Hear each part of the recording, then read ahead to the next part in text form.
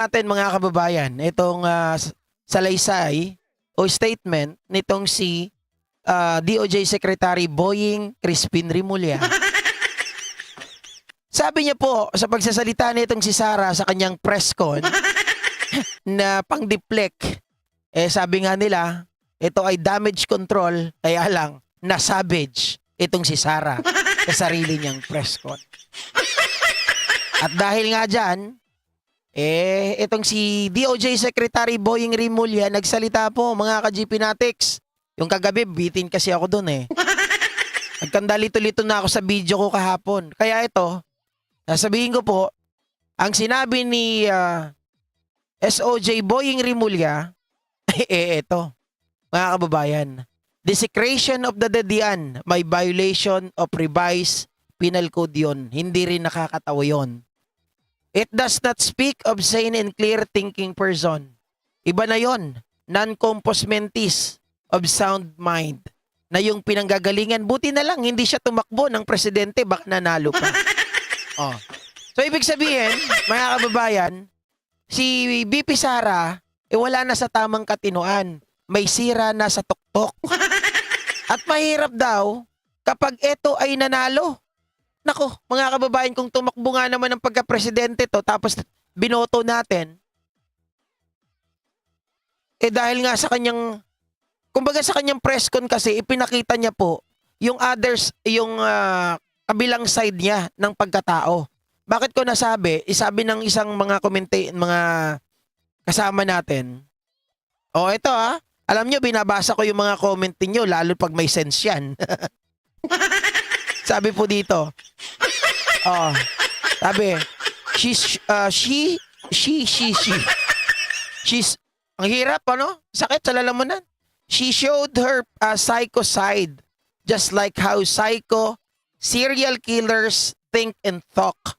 Very much unbecoming of a BP, nor any position as an officer of the country. Mga kababayan, tama po yung sinabi, hindi ko alam kung kanino to galing Galing kay Checks 32_27. Nagiging iba kasi yung pangalan niya pag sa comment. Di ba? So pinakita talaga ni Sara yung kanyang pagiging psychotic. Other side ng kanyang pagkatao. Di ba ganyan po mag-isip ang mga ang psycho killers? Di ba tingin nila sa tao? Ganyan mag-isip mga ka-GP Natics. So pinakita yun ni Sara. Nakakatakot po. Kapag ito nagalit, di ba? Tapos ganun ang tingin sa'yo, na halos, yari ka. Ako naman mamaya. Di ba?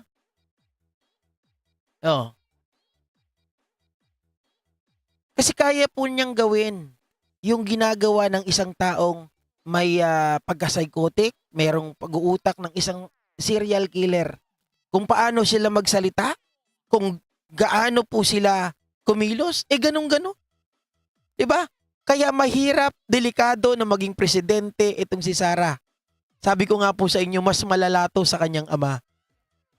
Pag 30,000 ang napatay nung panahon ng kanyang ama, maaring madoble, triple, hindi natin alam. Diba? Pero one thing for sure, itong si Sara Duterte, malala ng gusto sa kanyang ama at mapaghiganti ang taong ito. Sobrang mapaghiganti, mga ka-GP. At kung kanino siya galit, kaya niyang pulbusin, kaya niyang gawan ng masama.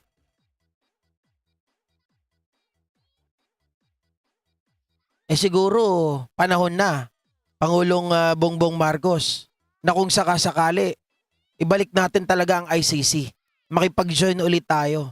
Kasi ang purpose naman ng ICC para hulihin, 'di ba? Para pigilan ang isang namumuno ng bansa na isang tyrant. 'Di ba? Yung yung tipong hindi natin kayang kasuhan, yung yung tipong tao na hindi natin kayang habulin ng kanilang bansa. Pero pag kayo, iyon ang inyong purpose, 'di ba? Paano kasi? Bakit mo iniisip yan, GP? Baka biglang manalo. Magulat tayo. Hindi kasi iniisip ko, marami pa rin kumakampi sa kanila kahit papano . Paano pag nawala si Pangulong Bongbong Marcos? I mean, natapos yung kanyang termino. Kasi ang nababalitaan ko na ilalaban sa kanya si Speaker Martin. Si Speaker Martin mabait, kaya lang kulang pa rin sa appeal sa tao. Sabi nila kung hindi si Speaker Martin, si Tulpo. Si Tulpo marami ang network, oo. Pero pag si Sara ang kalaban, hindi ko na alam kung ano mangyayari. Lalong-lalo na pag may pagpera ang usapan. Marami pa ring pera tong mga to.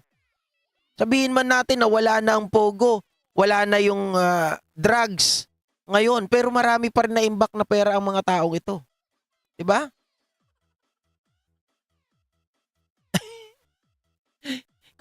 Kawawa ka naman, Junex. Anong walang naniniwala sa akin, kaya pala madaling araw daming nanonood. Kung walang naniniwala sa akin, walang magpa-follow sa akin, walang magsa-subscribe sa akin. Diba? Wala daw katotohanan ang pinagsasabi ko. Walang katotohanan na psychotic itong si Sara. Walang katotohanan na sinungaling ang mga Duterte. Sinabi niya nung halalan, ako ang lumapit kay Apo Bongbong. Sinabi ko, Apo Bongbong, gawin mo akong vice president mo at tutulungan kita. Sa press con niya na nagpalaglag sa kanya, sabi niya, si Aimee at si PBBM ang lumapit sa kanya. So sino nagsasabi ng totoo? Si Sara? O si Sara Ulo? Diba? Di, tanong ko lang sa inyo, Junex Kamanyan. Hindi ka naman mangyan. Hindi ako galit sa mga mangyan. Diba? Pero ikaw, kulang na lang kamanyakan. Patay tayo dyan. Ha, ang ganda ng pangalan, Junex Kamanyakan.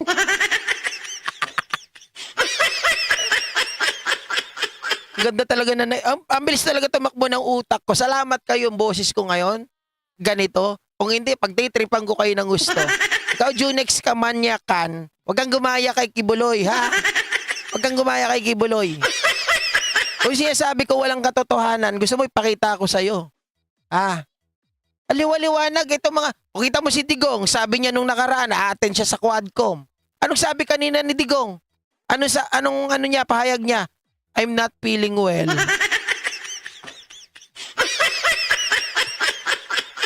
Diba? Sabi nila is classic.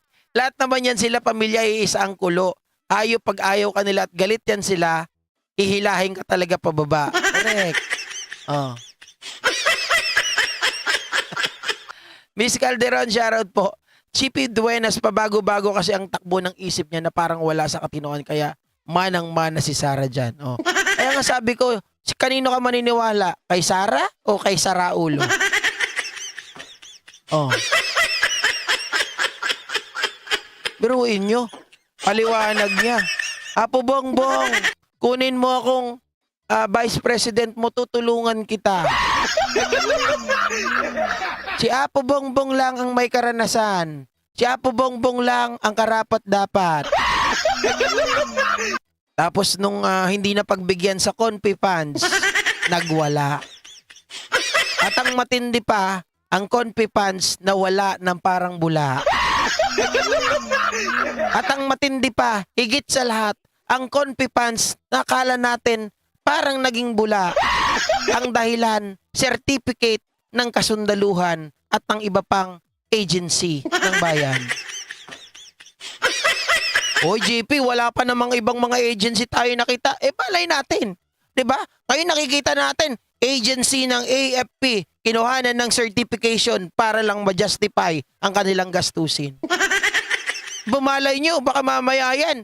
Yung, di ba, meron din silang dyan, yung kay Sara, anong lagi niyang mga pinupuntahan, patay. Di ba? O baka sabihin niya, ayan, ginastos namin dito yung pera sa mga patay. Puro patay na lang ba? Baka sabihin, gumastos kami dito ng ilang milyon sa patay. Pag tiningnan mo yung patay, wala namang ganitong namatay Wala namang pangalan na ganitong namatay. Baka pinatay na para lang may justify na may pinagkagastusan. Uy, sira ulo ka, GP Wala pang ganun. Nag-advance thinking lang ako, yung sinasabi ko. Pero yung kanina, normal talagang yung pondo ng bayan, yung Confi funds, na naglaho ng parang bula.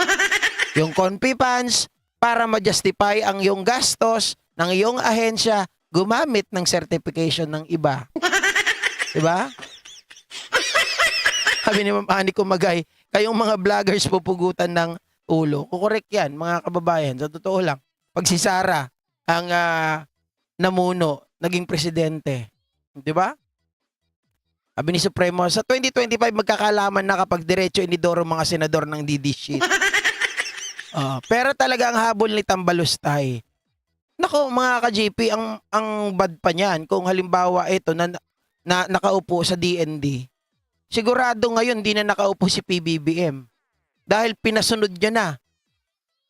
Diba? Ang men in uniform natin. Pati ang West Philippines nasa China na. Baka tayo probinsya na rin ng China. Grabe. Sabi ni Teodolfo Velasco, Sir, mga siraulo lang ang boboto sa isang siraulo. Kaya pag nanalo, pare-pareho na silang mga siraulo. Kaya magkanda sira-sira na ang bansang Pinas. Pinamumunuan ng isang kaanak ni Sisa. Diba? Sarati Liling, mental hospital is waving. Wala nang dapat paniwalaan sa mga Duterte, mga sinungaling. Diba kapatid ng magnanakaw ang sinungaling?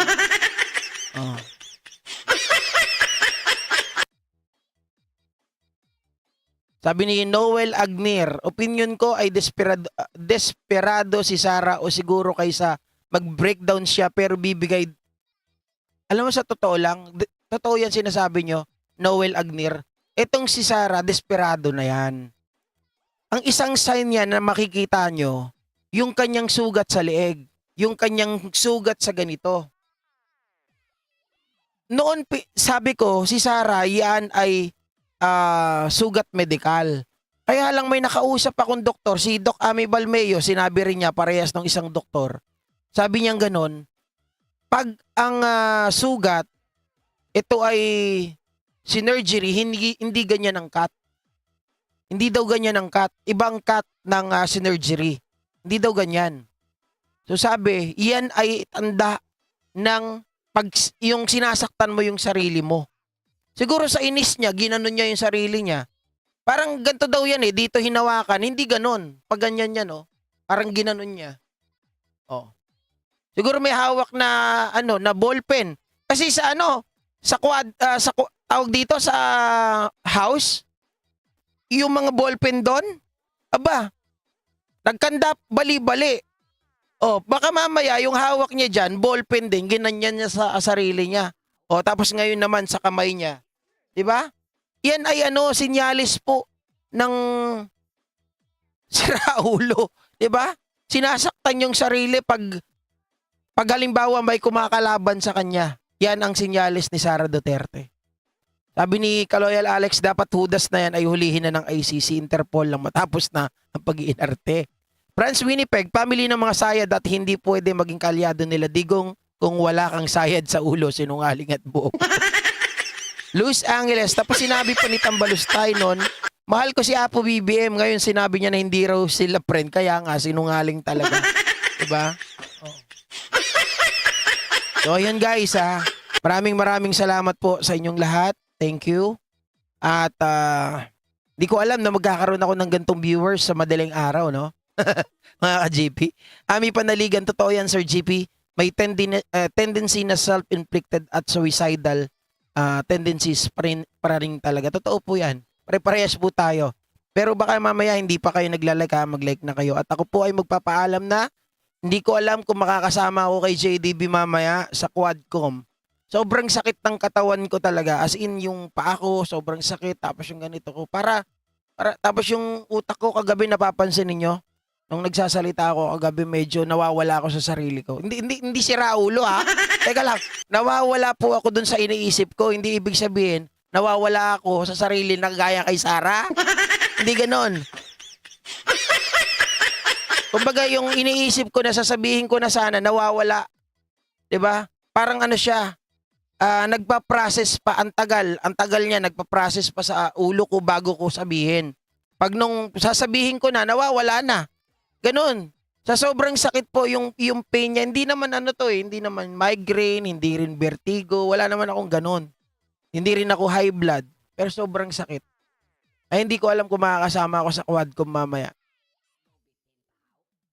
Sasabay lang naman ako kay JDB eh. Nakamotor kasi yon. Yung motor ko hindi ko na pinarehistro. Okay? Thank you so much guys. Bye. Fit better sir GP. Thank you so much. Ano ba to? Fit or rest? Mami Piar, bago ka mag-end, magbasa ka naman kabsat. Nagbabasa naman po ako ah. Hindi ba ako nagbabasa? Sabi ni Tita Marlene, pagaling ka po GP and take care yourself. Thank you so much. Josephine Estrella, ano oras po kayo kagabi? Hindi ko po alam. Ano po? Alas 10. Alas 10 po ako nag-live.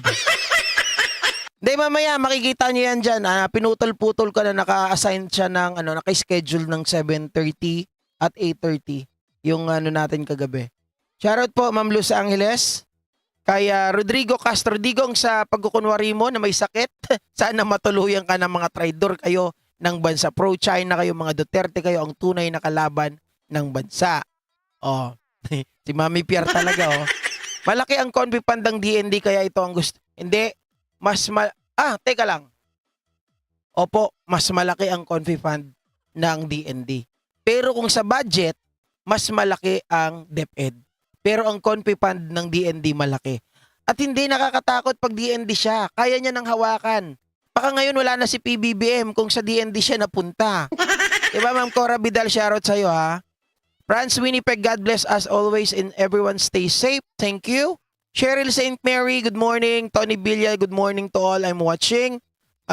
Annalyn Lipata, get well soonest ka GP. Thank you so much po Ay, opo.